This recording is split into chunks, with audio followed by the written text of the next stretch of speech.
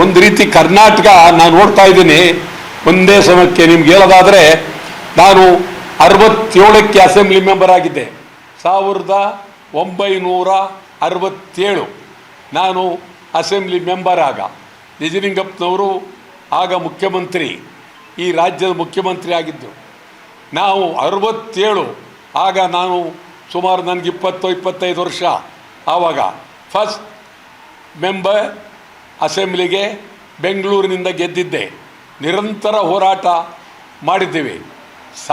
ಸಾವಿರ ಹೋರಾಟಗಳನ್ನು ಈ ರಾಜ್ಯದಲ್ಲಿ ನಡೆಸಿದ್ದೇವೆ ಕನ್ನಡಕ್ಕಾಗಿ, ಕನ್ನಡಿಗರಿಗಾಗಿ. ಇವತ್ತು ಕರ್ನಾಟಕದಲ್ಲಿ ಪರಭಾಷೆಯವರ ದಾಳಿ ಭಾರಿ ಆಗಿದೆ. ನಾವು ಮಂಗಳೂರನ್ನೇ ನೋಡಿದಾಗ ಮಂಗಳೂರಿನ ಪರಿಸ್ಥಿತಿನೇ ಏನಾಗುತ್ತೋ ಮುಂದೆ ಅನ್ನುವಷ್ಟು ನೋವಾಗುತ್ತೆ ಇಲ್ಲಿ. ಆದ್ದರಿಂದ ಮಂಗಳೂರು, ಕರಾವಳಿ ಜಿಲ್ಲೆಗಳು, ಕಾರವಾರ, ಮಂಗಳೂರು ಇವೆಲ್ಲ, ಇದ್ರ ಬಗ್ಗೆ ನಾವು ಪ್ರಾಮಾಣಿಕ ಚಿಂತನೆ ಮಾಡದೇ ಇದ್ದರೆ ಮುಂದಿನ ದಿನಗಳಲ್ಲಿ ಕನ್ನಡಿಗರು ಭಾಳ ಅಲ್ಪಸಂಖ್ಯಾತರಾಗ್ತಕ್ಕಂಥ ಪರಿಸ್ಥಿತಿ ಬರುತ್ತೆ.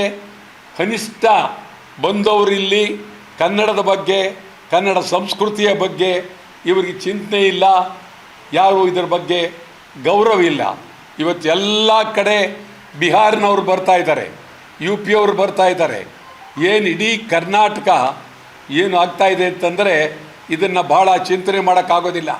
ಈಗ ರಸ್ತೆಯಲ್ಲಿ ನಿಂತ್ಕೊಂಡು ಪಾನಿಪೂರಿ ಮಾಡೋರು ಹೊರಗಡೆಯವರು, ರಸ್ತೆಯಲ್ಲಿ ತಿರುಗಾಡ್ತಕ್ಕಂಥವ್ರು ಹೊರಗಡೆಯವರು, ಹೇರ್ ಕಟಿಂಗ್ ಸೆಲೂನ್ ಹೊರಗಡೆಯವ್ರದ್ದು. ಎಂದ್ರಿ ಒಂದು ರೀತಿ ಕರ್ನಾಟಕ ಪರಭಾಷೆಯವರ ರಾಜ್ಯ ಆಗ್ತಾಯಿದೆ. ಇದರ ಬಗ್ಗೆ ನಾವು ಚಿಂತನೆ ಮಾಡಬೇಕು. ಮೊದಲನೇದಾಗಿ ITBT ಅವರು ಕನ್ನಡಿಗರ ಬಗ್ಗೆ ಸ್ವಲ್ಪ ಗಂಭೀರವಾಗಿ ಚಿಂತನೆ ಮಾಡಬೇಕು.